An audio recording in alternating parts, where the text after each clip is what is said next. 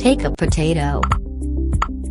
Now take a knife and make a small hole inside the potato enough to fit a bulb.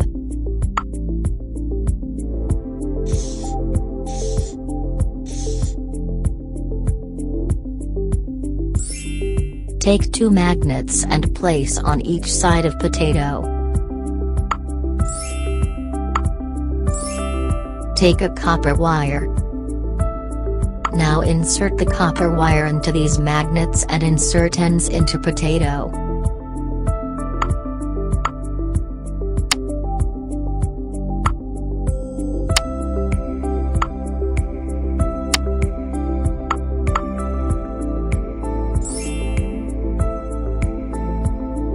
Repeat it.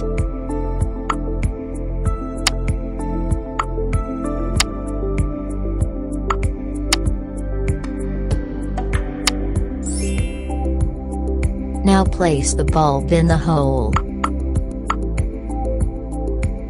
Wow!